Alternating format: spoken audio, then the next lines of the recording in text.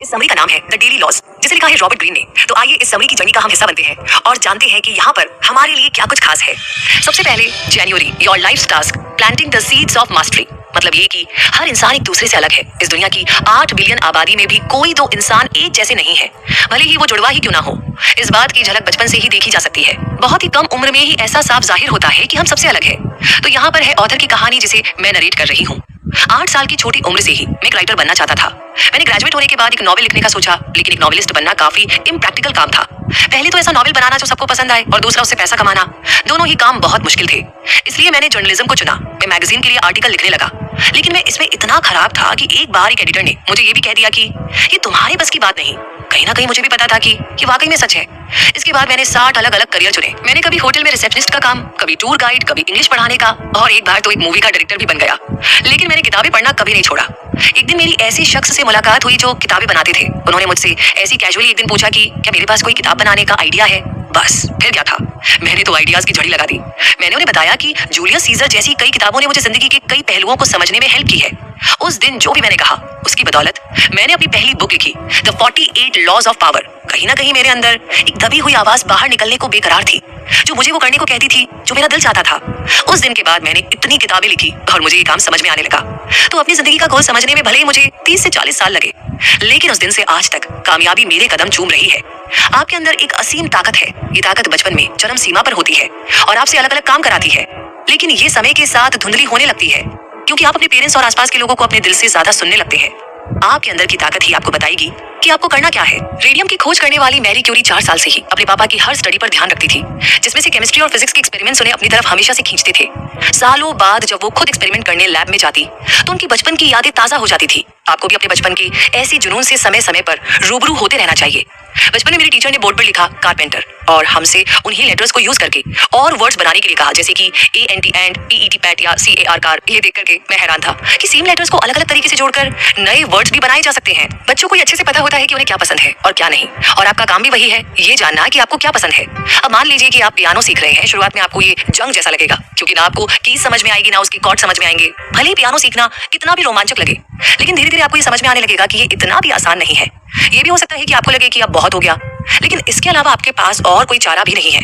आपको पता ही नहीं चलेगा और धीरे धीरे आप एक स्टूडेंट से पियानो मास्टर बन जाएंगे और आपकी उंगलियां पियानो पर बेझिझक नाचेंगी। ये जरूरी है कि आप अपनी ताकत को समझे, लेकिन उससे ज्यादा जरूरी है कि आप हार ना माने। और इस जर्नी में अब आगे बढ़ते हैं और जानते हैं February, the ideal apprenticeship transforming yourself. यानी कि आप किसी भी सक्सेसफुल इंसान की जिंदगी में झांकेंगे तो आप ये जानेंगे कि वो भी कभी अपनी लाइफ में स्ट्रगल कर रहे थे। वक्त में उन्हें कोई खास अचीवमेंट नहीं मिला हो, लेकिन उनका माइंड लगातार बेहतर होता गया। मैं ग्रेजुएट होने के बाद यूरोप चला गया। मैंने बहुत सारी लैंग्वेजेस सीखी, क्योंकि मैं दुनिया घूमना चाहता था। घूमते घूमते मैं पेरिस पहुंचा, जो मुझे काफी अच्छी जगह लगी, और मैंने वहीं रहने का ठान लिया। जल्दी ही मुझे ये एहसास हुआ कि मैंने जो फ्रेंच सीखी थी इस जगह के लिए काफी नहीं थी। मैं रेस्टोरेंट पे खाने का ऑर्डर भी नहीं कर पाता था। लोगों से बातें करना तो बहुत ही दूर की बात थी, लेकिन मैंने हार नहीं मानी। मैं डेली बाहर जाकर अमेरिकन से दूर रहता और ज्यादा से ज्यादा फ्रेंच लोगों से बातें करने की कोशिश करता। मुझे फ्रेंच सीखने का और मोटिवेशन तब मिला जब मुझे एक फ्रेंच लड़की पसंद आई। फाइनली मैंने फ्रेंच में ऐसी महारत हासिल की कि वहाँ के लोकल लोग मुझे अपने घर पर इनवाइट करने लगे। मुझे एक रिसेप्शनिस्ट की जॉब भी मिली, जहाँ मुझे सिर्फ फ्रेंच में ही बोलना था। इस वाकये ने मुझे जिंदगी में एक खास बात सिखाई। जब मैंने अपनी पहली किताब लिखी तो भले ही मैं बहुत स्ट्रेस में था, लेकिन पेरिस के एक्सपीरियंस ने मेरी काफी हेल्प की थी। मैंने ये सीखा कि कैसे आपको अपने गोल को पाने के लिए हर दिन अपने आप से लड़ना कितना जरूरी है। मैंने हर दिन अपने गोल की दिशा में काम करने की इंपॉर्टेंस को सीखा। अगला काम था एक मास्टर ढूंढना और उनकी मदद करना। रायन हॉलिडे नाम के 19 साल के लड़के को मेरी बुक्स बहुत पसंद आती थी। वो मेरे सोचने के तरीके को अच्छी तरह समझ पाता था। मैंने अपनी बुक्स लिखने के लिए जिन किताबों की मदद ली थी, उसने वो सारी किताबें भी पढ़ी थी। फिर क्या था, मैंने उसे अपना असिस्टेंट बना लिया, और इससे मेरा काफी वक्त भी बचा। साथ ही साथ मैंने उसे उसकी बुक्स लिखने और एक सक्सेसफुल राइटर बनने में मदद की। बदले में वो मेरे काम को वेबसाइट पर पब्लिश करने में हेल्प करता था, क्योंकि इंटरनेट में मेरा हाथ थोड़ा तंग था। कायदे से तो उसे मेरी हेल्प करनी चाहिए थी, लेकिन मैं भी उसकी हेल्प करने में हिचकिचाता नहीं था, क्योंकि जिंदगी में रिलेशनशिप बहुत काम आते हैं। जो आपका साथ देने के लिए हमेशा खड़ा रहता है, आपका भी उनके साथ खड़े रहना उतना ही जरूरी है। एल्बर्ट आइंस्टाइन का ग्रेजुएशन रिजल्ट कुछ खास नहीं था, और इस वजह से उन्हें एक अच्छी नौकरी मिलने में काफी ज्यादा परेशानियां झेलनी पड़ी।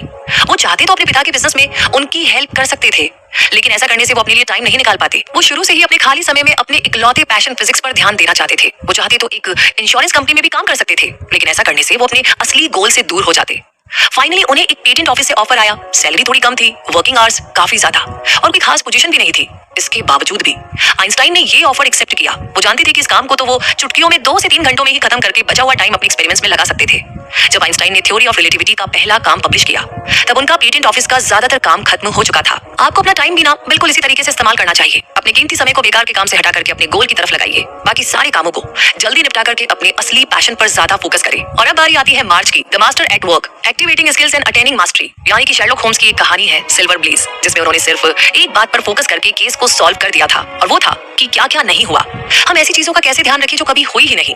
इस कहानी में एक फैमिली डॉग था जो एक मर्डर होने के बावजूद भी भौंका नहीं था। इसका मतलब साफ था कि डॉग और मर्डरर एक दूसरे को जानते थे।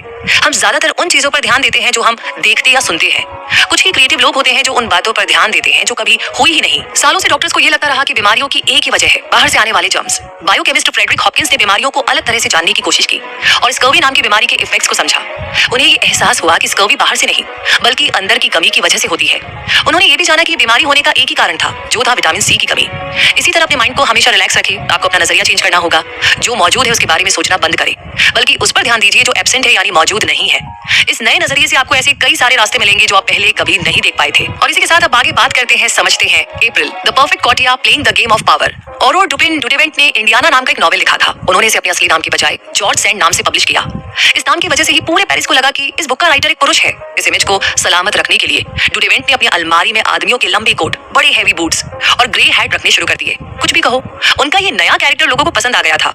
बाहर किसी को कानो कान खबर तक नहीं थी कि वो करना क्या चाहती है। उसके दोस्त और फैमिली को इस बात की भनक भी नहीं थी, लेकिन बाहर लोग पागल हो गए थे।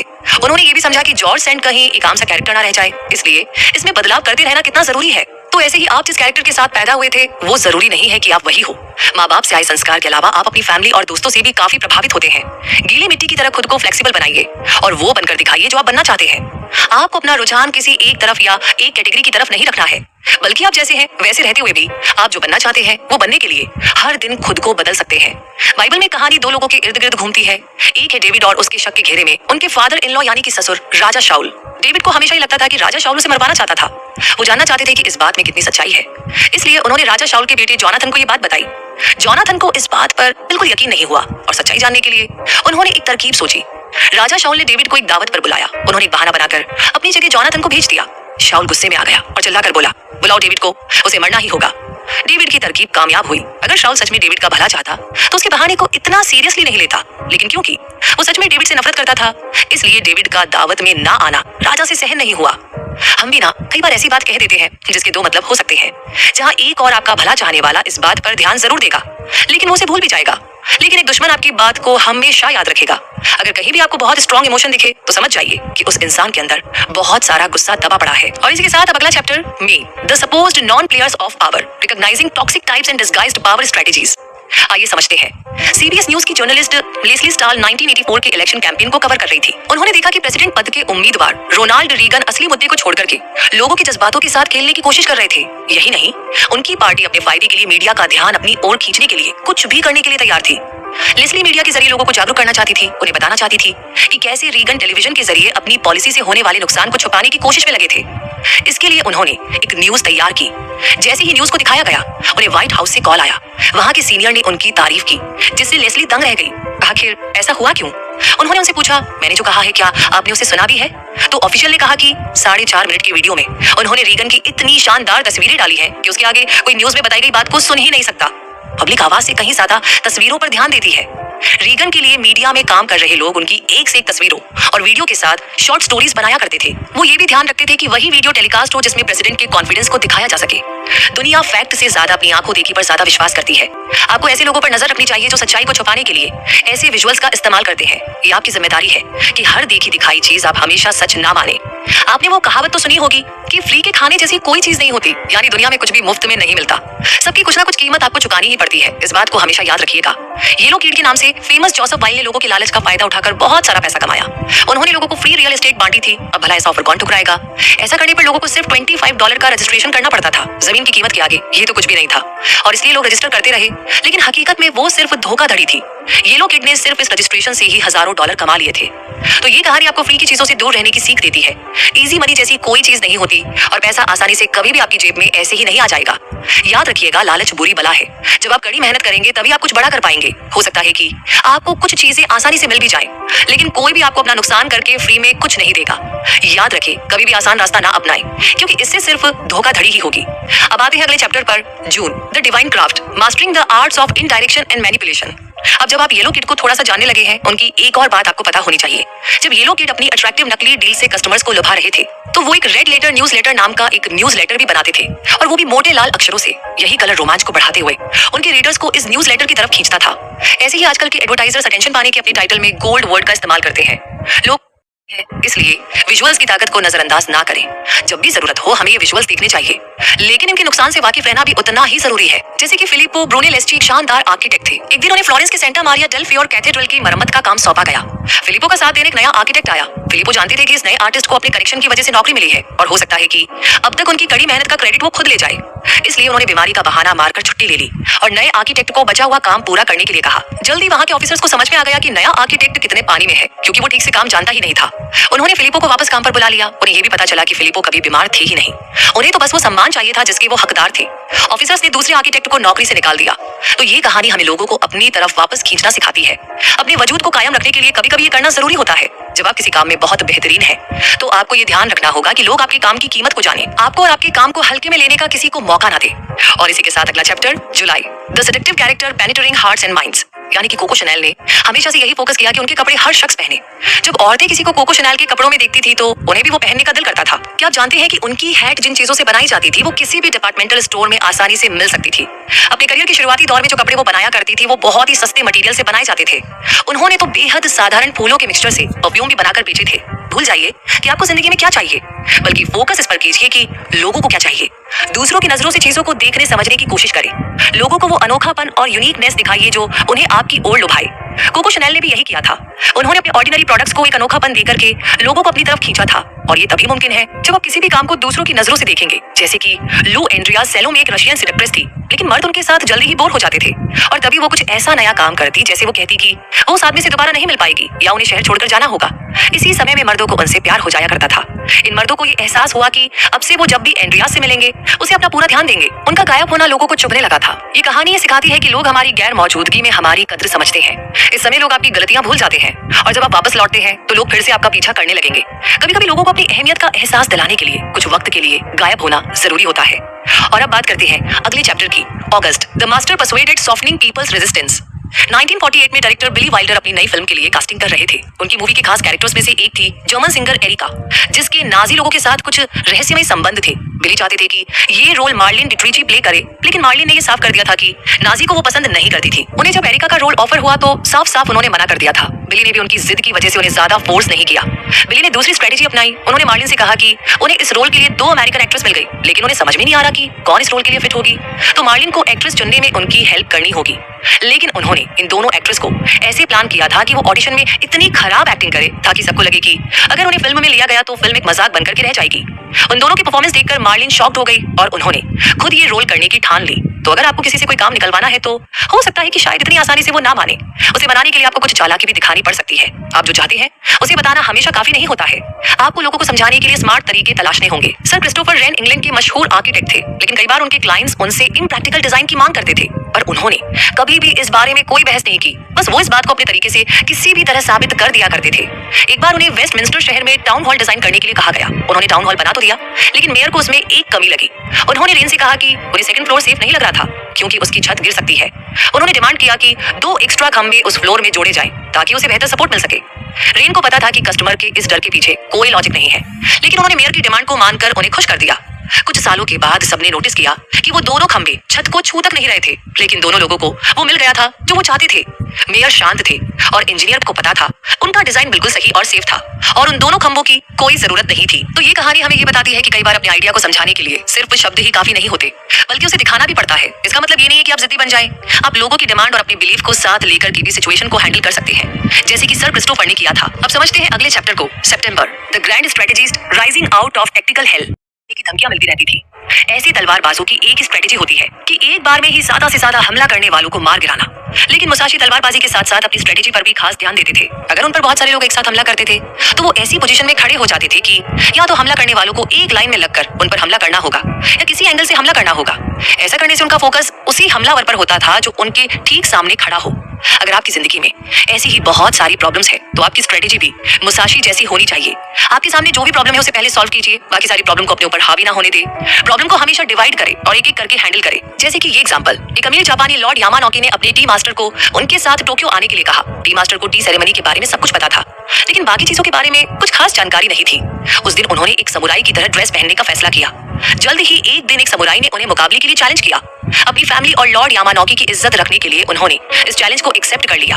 उन्होंने इस मुकाबले के दांव पेच सीखने के लिए एक स्कूल ज्वाइन किया ताकि अगर वो मर भी जाएं तो वो इज्जत से मरे। स्कूल के टीचर ने उनकी कहानी सुनकर उन्हें ट्रेन करना शुरू किया, लेकिन इससे पहले कि वो उन्हें सिखाए उन्होंने चाय पीने की इच्छा जताई। जिस तरह से टी मास्टर ने चाय पेश की उसे देखकर उन्होंने कहा कि आपको ये कला सीखने की जरूरत ही नहीं है। उन्होंने समझाया कि आप मुकाबले के लिए बिल्कुल तैयार है, बस आपको ये सोचना है कि आप एक गेस्ट को चाय सर्व करने जा रहे हैं। टी मास्टर अगले दिन मुकाबले में पहुंचे। मुकाबले में समुराई ने ये नोटिस किया कि टी मास्टर कितना शांत दिख रहा है।